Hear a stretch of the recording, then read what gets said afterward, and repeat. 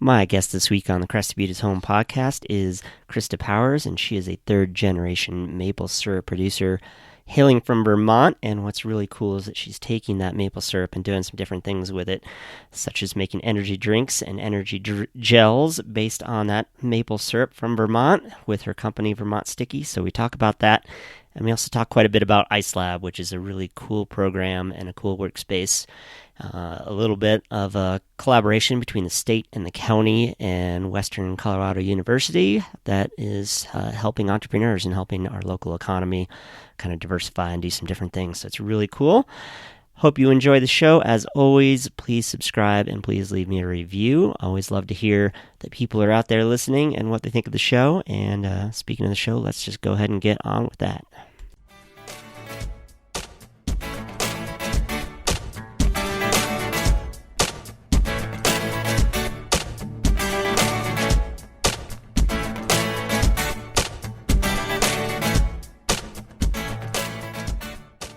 My guest today on Crested Butte's Home podcast is Krista Powers. So, Krista, can you tell us a little bit about yourself and where you're from and all that fun stuff?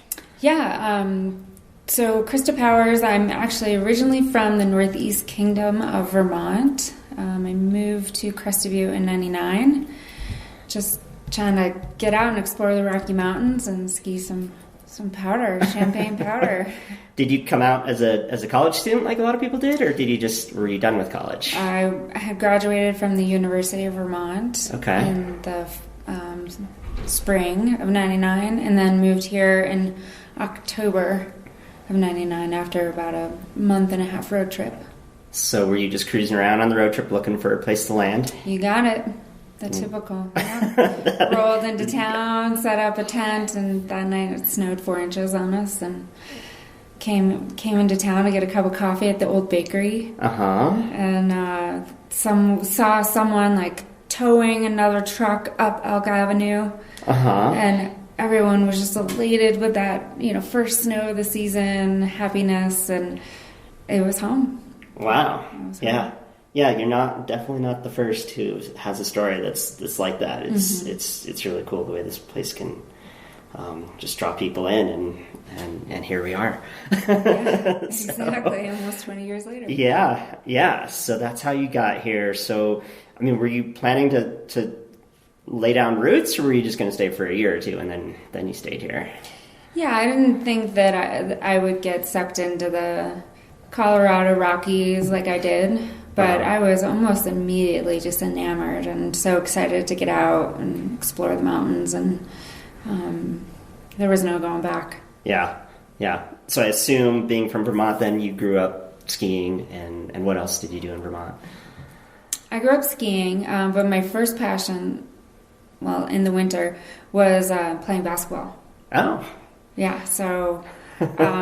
as I entered into my college year, my high school years, coaches, they didn't want us to go and ski in fear of getting injured. Sure. Yeah, so skiing definitely took the back burner. Yeah. In high school, but then picked it up again in college, or did you play basketball still through college? I picked it up in college again. Actually, my brother taught me how to snowboard in 95. Okay. Which basically means he accompanied me on the chairlift and then said, go. Yeah, for down sure. a black diamond for my first round. Well, I've heard the steeper ones are actually easier on a snowboard, but I haven't snowboarded that much. It's been a while. Yeah, I ski. I'm a much better skier, and I love to ski. There you go. There you go. So what did you end up doing when you got here then, for work and whatever else? It's the typical kind of piecemealing it together. Okay. 3 jobs. My first winter, I was working at the Brick Oven Pizzeria in the old Grub Steak building. Nice. Mountain Colors. Nice. And I was teaching at ski school, teaching snowboarding. Okay. Well, that's cool that all those businesses are still here too. Yeah. So some things don't change. Yeah. But more recently, you started a business, so let's talk about that. Yeah. So in Well, let me back up. I'm a third-generation maple syrup producer. Okay. So my grandfather started sugaring. That's what we call making maple syrup. Okay. He started sugaring in the 50s, and then now my dad is at the helm. Okay. Sharing his knowledge with cousins and my brother and myself.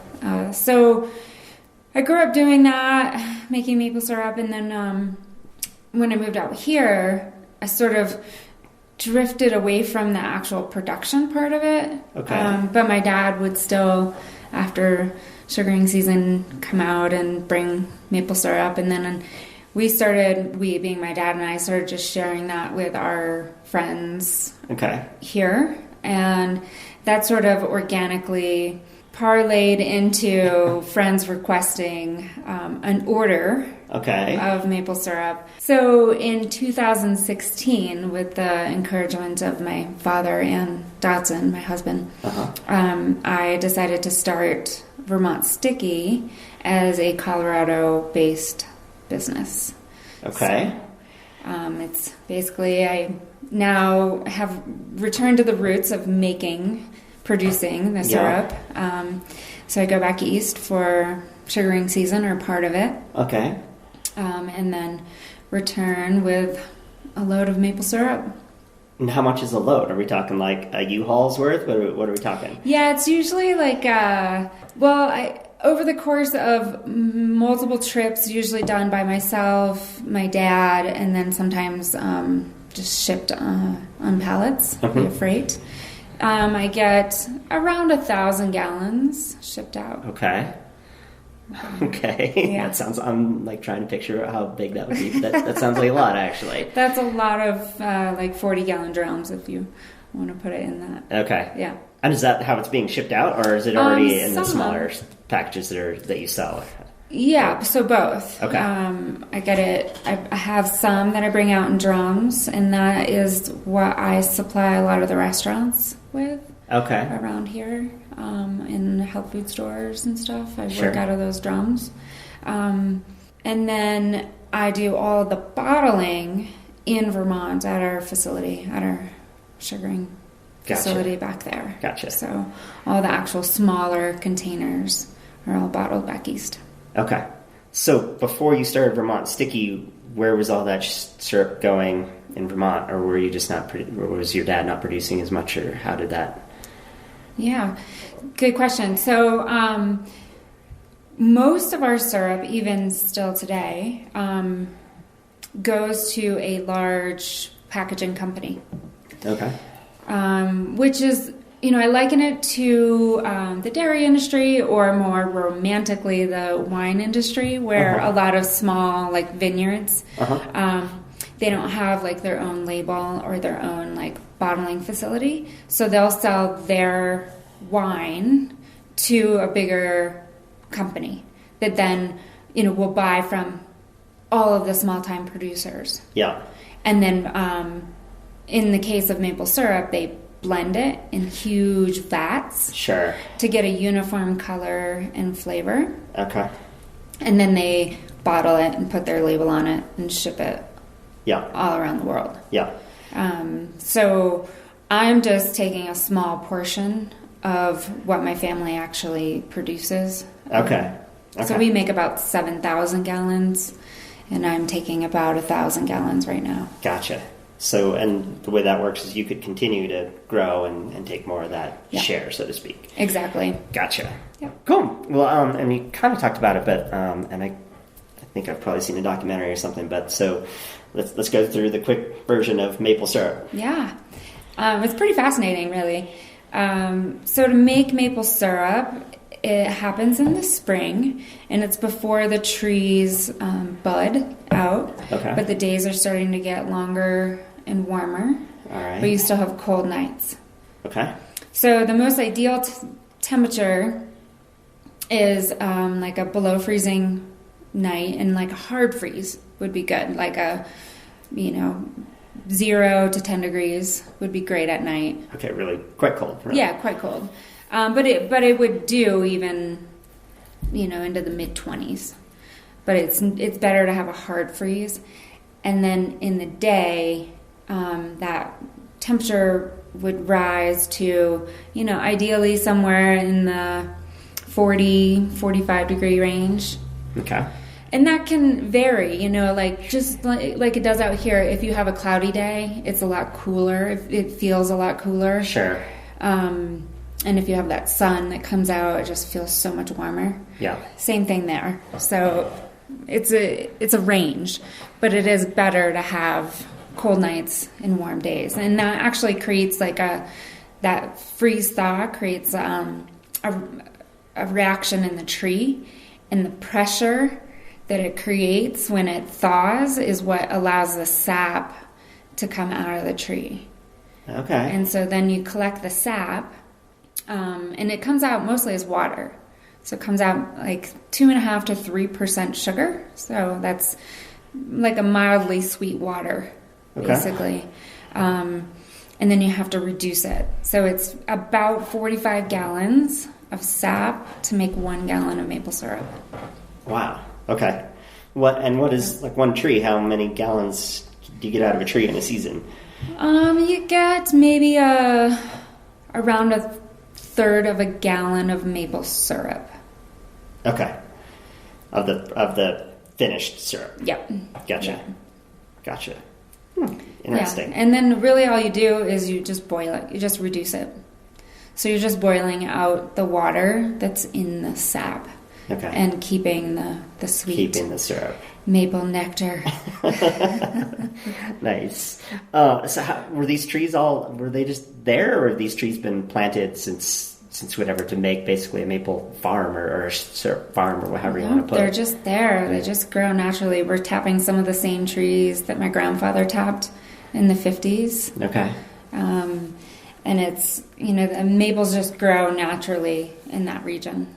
And that's, so the whole, there aren't other trees, or they're like basically all maple there? No, there's a plethora of other trees. It's actually very diverse. That's what I thought. Yeah. That's what I pictured. So you're actually going through and you're like, no, that's an oak or whatever it is. Exactly. Yep. Okay.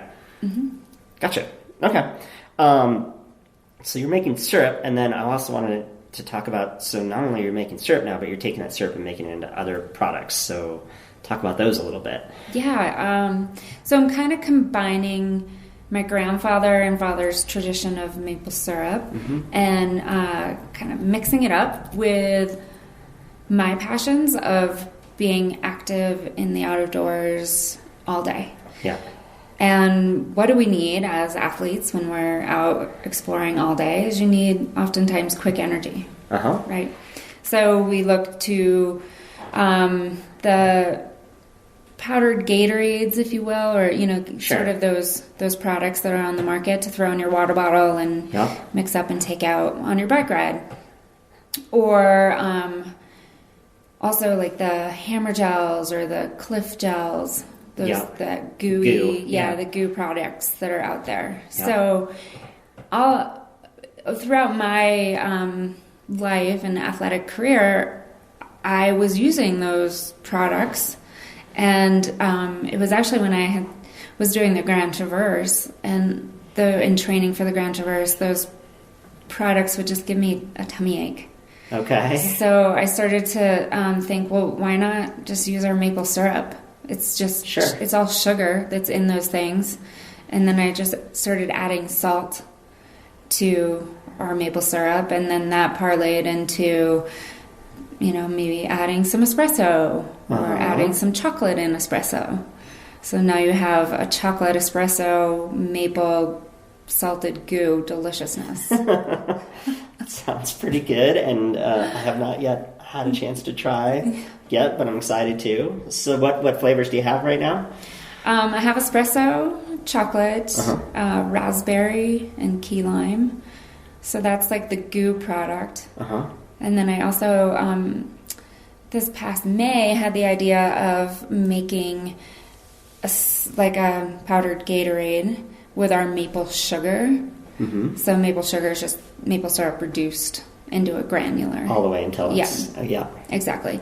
So just using that instead of like the refined sugars or the artificial sweeteners that are in the other products that are on the market. Uh-huh. And mine just have like 4 or 5 very simple, transparent, honest ingredients that are almost all organic, and they taste great.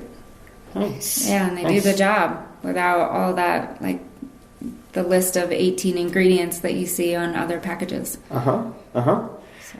Are there other products that you think you'd like to make? Like as we're talking, I'm thinking of the shot like blocks or gels, or not the gels, but the little chewies. Yeah. Because I'm a fan of those. Have you tried making those yet, or is that top secret? I haven't tried making those, although I would love to, and I've thought, like, how do I do this and still keep it natural and good? So I haven't like started playing with those recipes, but I do have a new line that's actually not even officially released. So you're getting a sneak preview. Ooh boy, nice. Those maple bites, they're awesome. They're so good. I've been sharing them with my friends and getting feedback, and yeah. So what is a maple bite then? So there's an in-between of maple syrup and maple sugar. There's this in-between stage. And in Vermont, or probably other places where they make maple syrup, it's called maple butter. Okay. It's basically just maple syrup, and then I've been adding, or it's a little bit thicker than maple syrup, kind of like a nougat.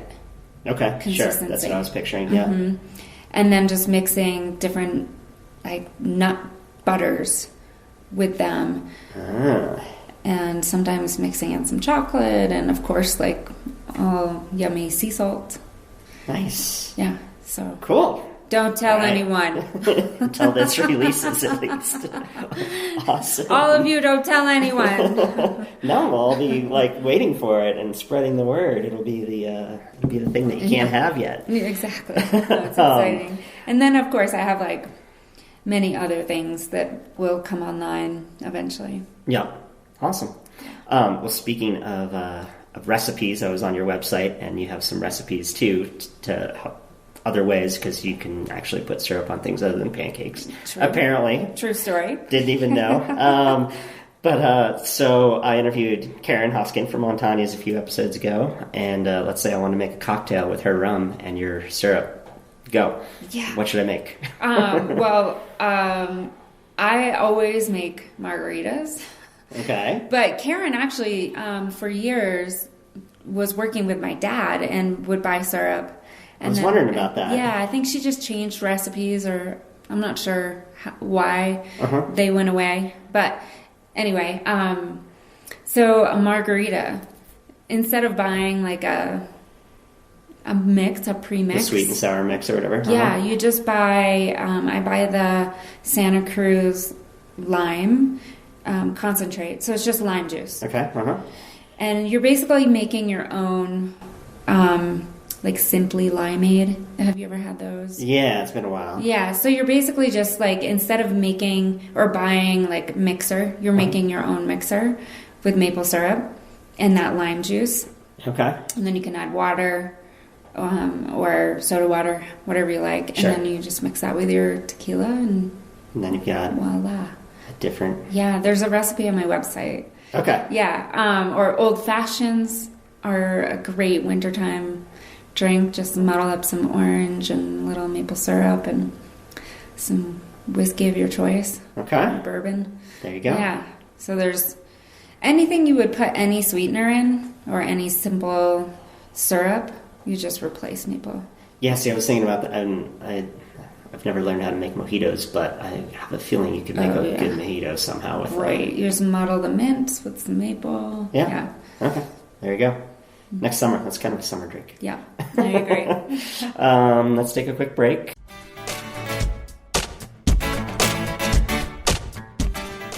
In this week's Crested Butte Real Estate Minute, I wanted to talk a little bit about selling periods in Crested Butte area.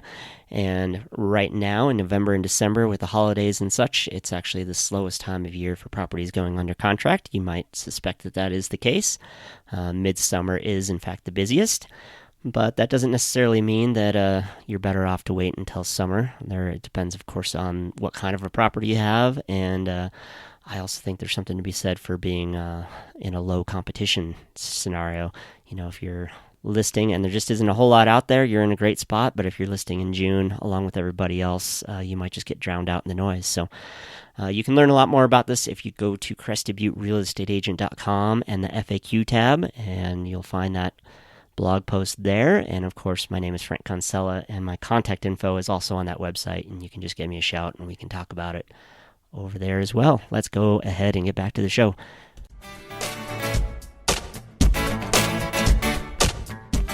Coming back, one of the things that you're doing with your business is you're part of ICELab. So let's just start with what is ICELab?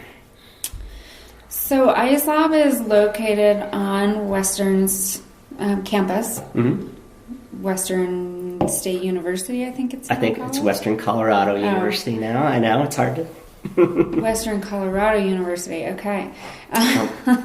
They just got rid of the state. They just got rid of the state, no more state. So it's located on campus, and it is, it's a number of things. It's a place where you can rent office space for a small business. Sure. And then specifically for what I was doing the Accelerator program. Okay. Which is a small business development and mentoring program. It's a 12-week intensive stint where we're on campus 3 full days a week. Okay. And there were mentors from different aspects of business that were kind of giving us a broad brush of what to expect or how to do certain things that a small business owner needs to know. Sure. Like, anything from marketing and sales to like social media to accounting. There was a IIP, intellectual property lawyer that came and spoke with us for a day. So it's, all different facets of small business. And then it culminates in, actually, let me go back to that. It is funded partially through an EDA grant. It's EDA?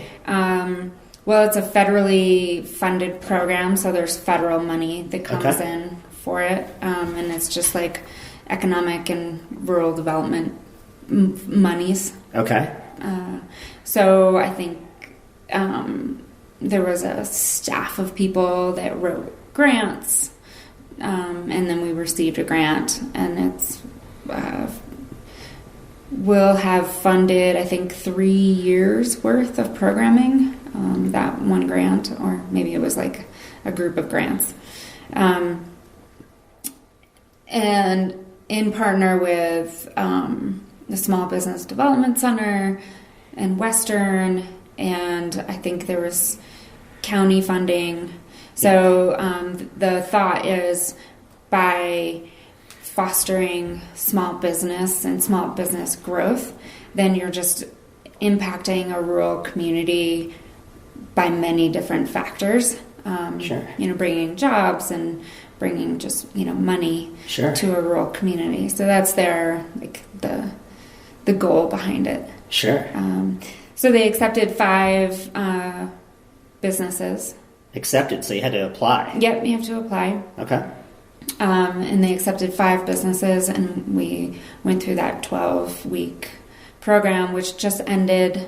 And it sort of ends with a celebration culmination in Trout Tank. Okay. So it's a spin-off of Shark Tank. Obviously. Yeah. And we had 2 pitches. So it's a pitch event. And you're, it's open to the public, so it's not truly like Shark Tank or anything, and you don't have to ask for funding. It's more of you're talking about your business, and some of the businesses certainly are looking for investors and for funding, which there might be some in the there were basically venture capitalists there that would have potentially funded There were definitely there were definitely venture capitalists there. 3 out of the 5 businesses were looking, or are, I should say, looking for funding. That wasn't necessarily what I was looking for. I'm more interested in finding a commercial kitchen space. And potentially bringing on some partners just to help grow the business to the point where I need help. Sure. So that's what I was looking for. Gotcha. Yeah. Gotcha. But it was a super cool event, and it was at the theater at Western. Awesome. And that was just a couple weeks ago, I think, or even less. Yeah. And we did another pitch event in Delta the following week, which was just last week. Wow. So is Delta County involved too, or that just happened to be? It is Delta County. So it's all of Gunnison County and Delta County. But not Montrose in between? Nope. So I think it was because, largely because, or Delta was kind of included in that because of the coal mining shutdowns. Okay, so more like the eastern part of Delta County, Paonia and Somerset. Yes. Yep. Okay. Exactly. That actually makes more sense that way, I guess. So going back to these mentors, were they all like from Gunnison and Crested Butte and local, or were these guys coming from Denver or even farther? Sometimes even farther. Nice. But yes, certainly some folks from Denver. There was the intellectual property attorney came from the Midwest. Oh, wow. Yeah. So it was kind of all over. So when the mentor would come, they would just speak to the 5 of you all day, basically, and you'd get out of it what you wanted, or did they have more of a presentation, or how did that look? It varied greatly depending on the type of sort of information that was being presented, but usually there was time where they were talking to the group of 5 of us, and then there was also time throughout the day where you could meet individually with that person and speak like more in depth about like your questions and answering specific things with your business, because all 5 of the businesses were greatly different. Sure. Yeah. I was the only food-based business. Sure. So there was like definitely more industry specific questions that I would have a tendency to ask.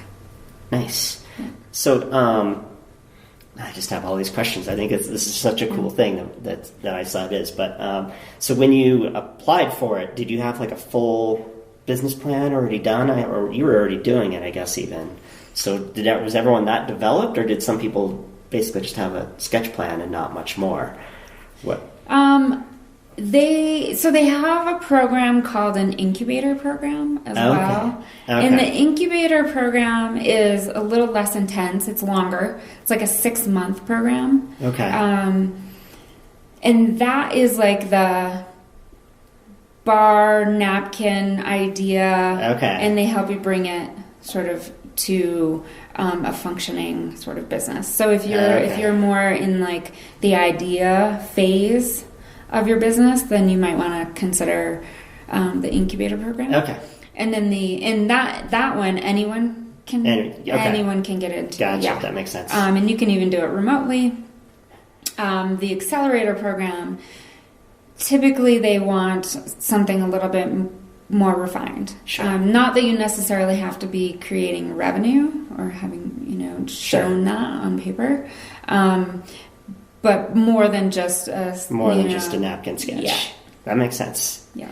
And then you said too, so they've got these offices basically on the Western campus, and can anyone be that, or do you have to at least be in the incubator, or just anyone can rent these offices basically? Anyone can rent them. Yeah, it's Awesome. just like a group communal workspace. Sure. And there's different levels. So if you need like private space, you can have your own room and your own office. And that's like a higher tier, of course. Sure. Or if you just need the basics of like, super fast internet, which they have, and then just that collaborative feel of in a workspace with other entrepreneurs. Yeah. Then you can just sort of like pay a smaller fee and come and go. It's 24/7 access. So, but you wouldn't necessarily have your own office or your own desk. Sure.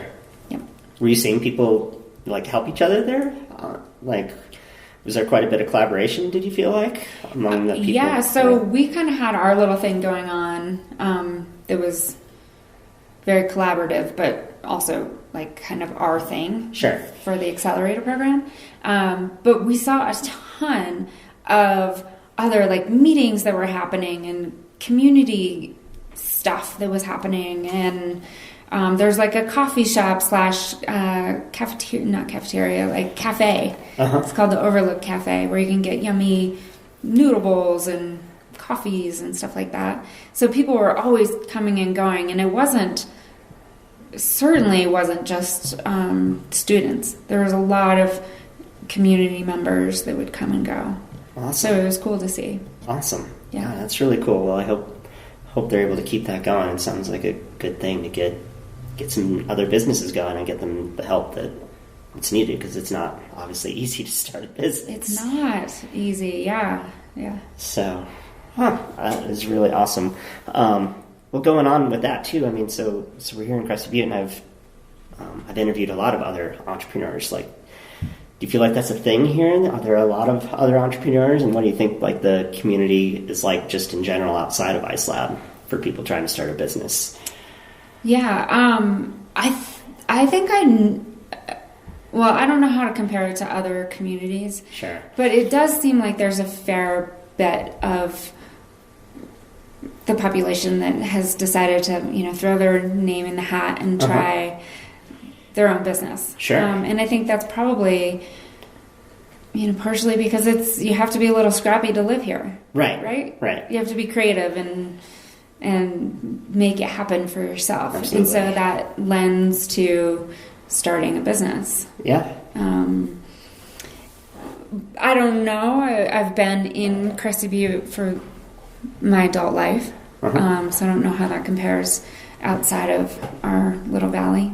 Yeah, obviously, but no, and I think you made a good point, and I guess I would also say it's the things that we do. Like we take risks backcountry skiing, for instance. So if you can take that risk, then I guess probably a lot of people feel maybe more comfortable than others taking a risk and starting something too, because it is a big risk, obviously, as you would know, to throw that in. But well, cool. Well, we can, I guess, start wrapping it up a little bit. But Crested Butte is home, and it has been for a long time for you. So why do you still make Crested Butte home? I always say that I moved here for like the adventure. Right? Yeah. I moved here because I wanted to experience the West and the Rockies, and I wanted to ski that champagne powder. But I have stayed because of the community, like hands down. Yeah. This community is phenomenal. Everything from like us all coming together when a friend is sick, sure, to I've seen amazing support in starting this business. And maybe it's because there's a lot of East Coasters here that know what maple syrup is, but people have been so supportive for me in starting this business. But yeah, I definitely stayed because of the community. Yeah. And that's certainly an answer that I've gotten more than once. Not surprisingly, yeah. Yeah, it's special, for sure. It's a thing, but that's why everyone keeps saying it. So, where can people learn more about you and Vermont Sticky? Well, I have a website. It's very basic, but you can get the basics there.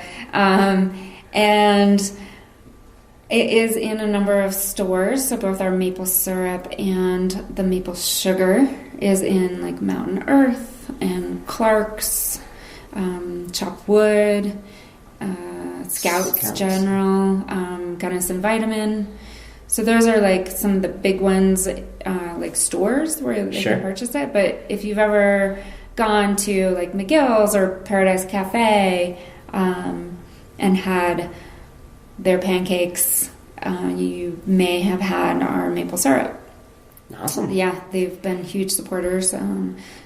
Same with a smattering of restaurants in Gunnison, like Burnell's, Sure. food truck and backcountry. And actually, High Alpine is brewing a couple different beers.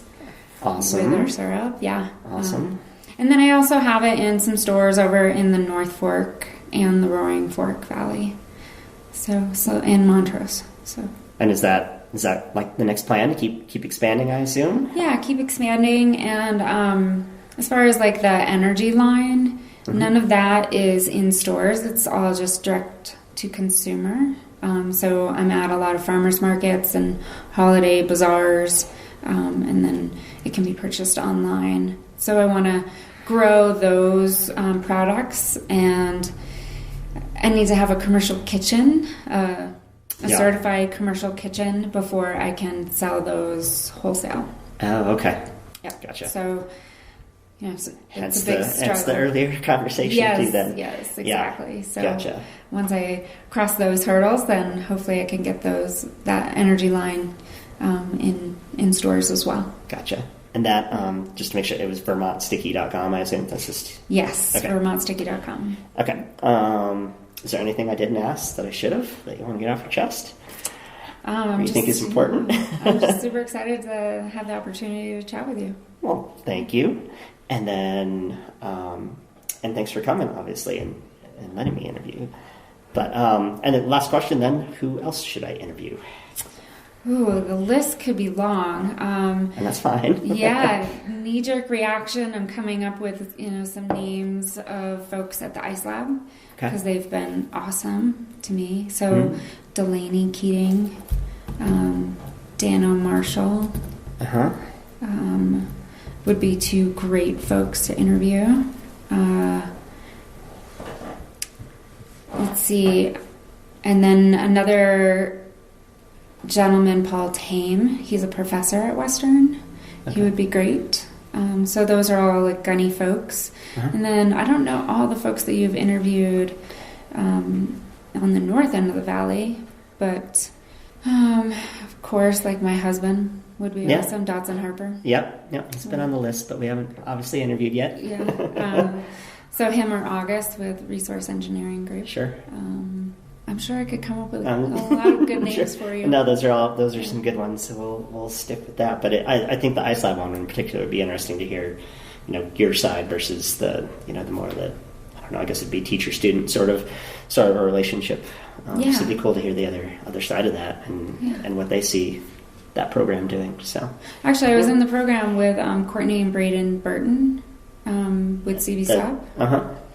So they could be great folks as well. Yeah, that would be a good one too. So, well, awesome. Well, thank you so much.